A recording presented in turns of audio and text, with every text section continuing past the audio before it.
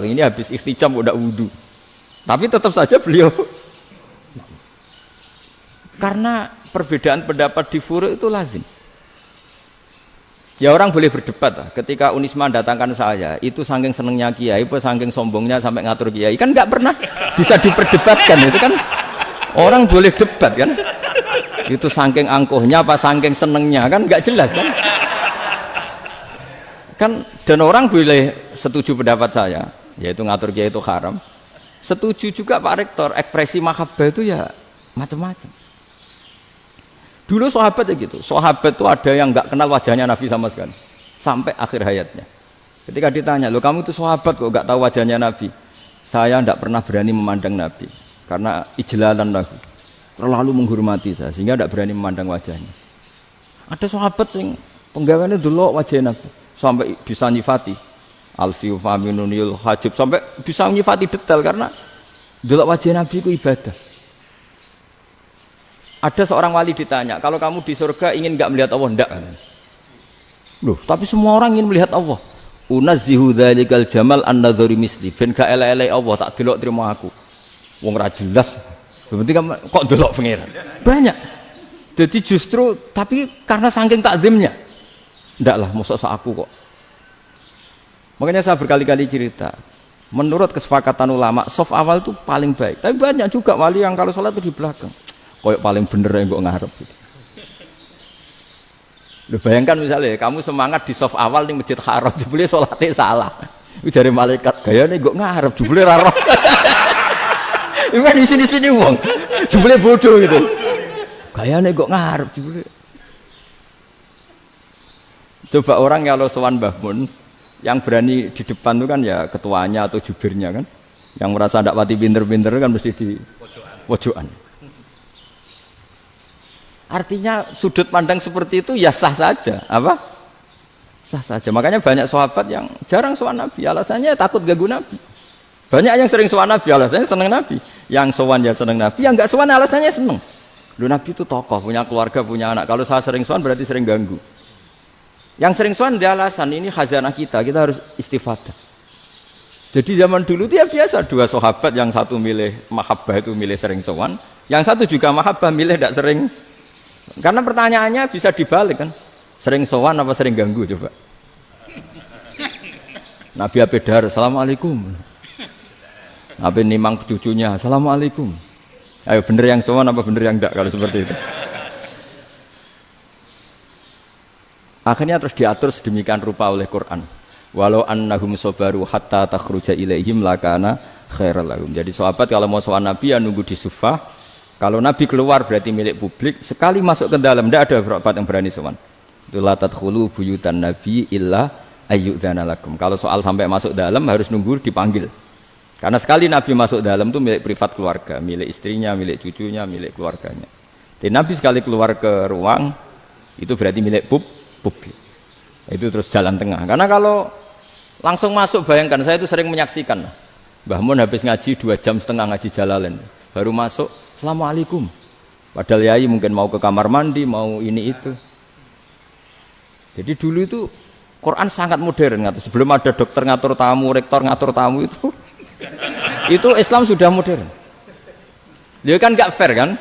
Misalnya saya ke Unisma harus janjian pakai ini. Terus kalau misalnya ke sini selonang-selonang kan lucu kan, mentang-mentang kiai terus juga sowan-sowanan selonang-selonang. Padahal kalau kita mau ke mereka pakai protokol. Sering tidak fair dunia ini, tapi karena aku kiai ra oleh gelo ya sudah. Akhirnya saya memutuskan gak gampang kemana-mana karena itu. Saya sering didatangi ajudannya menteri, Gus mau ada tamu dari Jakarta tanggal ini, mesti saya bilang, mereka milih tanggal yang mereka kosong, kok tidak mikir apa pas itu kosong. Tak jawab enggak lah, sebelum diatur bahasanya dan tawaduknya gitu. Akhirnya dibalik, datang lagi, Gus jam jenengan kosong apa kita menyesuaikan. Lah itu lagi dia akhlak kata saya. Itu baru punya akhlak kata saya. Bukan masalah ini, bukan masalah gengsi ya. Saya sendiri itu dolan ke alumni itu jarang karena ya takut. Kiai kan yang nganggur jam 09.00 nganggur, jam 10 nganggur. Bisa saja alumni itu kerja di pabrik, bisa saja yang latihan ekonomi di pasar. Sehingga kalau saya datang jam 9, iki kiai sing nilai santri ini, apa kiai sing ganggu santri. Lah karena orang ini melakukan rutin gak kok berpikir, pokoknya ngono jenenge silaturahim. Mau nyerah kok berpikir, padahal kalau diangen-angen ini kiai yang nilai santri ini, apa kiai yang ganggu santri ini karena datang di jam kerja. Nah, bayangkan kalau kebenaran dulu itu dikawal oleh satu peradaban perang. Jadi Nabi sesuai diangen-angen Nabi. Perang Badar menang Nabi, perang Uhud menang wong kafir, perang ini gonta-ganti. Apapun itu yang penting satu kesimpulannya, cara Rasulullah kesimpulannya satu. Orang tidak kober mikir kebenaran secara mengendapkan pikiran dengan pikiran jernih. Maka hebatnya Nabi ketika perjanjian, pokoknya saya minta nggak ada perang. Dan orang yang boleh mendiskusikan Islam. Itu luar biasa idenya Nabi. Karena bawaan perang itu orang kan nggak kober mikir. Ibarat seorang misalnya senang satu perempuan, ketemu rivalnya langsung perang kan gak mikir. Tapi kalau kau bermikir, diangen-angen cawe wedok iku ora seneng aku. Untungnya apa untuk wong ayu ora seneng, malah mau loro hati. Terus sudahlah, buruan dialihkan kemana kan gitu. Itu nak mau amen WA nan tukaran lewat SMS atau tarung langsung ora kau bermikir. Tapi kalau kau bermikir, akhirnya berpikir nih. Perempuan tadi sebenarnya yang disenangi siapa? Oke, ternyata senang Pak Erick. Sudah kita ngalah. Karena tidak ada nikmatnya kan menikahi perempuan yang sama sekali tidak mencintai kita.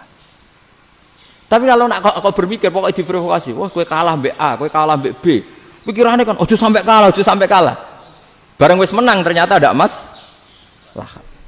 Nah bayangkan Islam itu seperti itu dulu, dipertarungkan. Luang Islam itu dinu aklin, agama yang diterima dengan akal sehat. Tapi sekarang ukurannya perang, yang menang berarti benar, yang menang benar, kan terus jadi repot. Itu Nabi tidak ingin, makanya Nabi ingin sudah lah, nggak ada perang. Nah, makanya kata Imam Zuhri, fathul Islam terbaik adalah orang boleh diskusi tentang Islam dan tidak ada perang.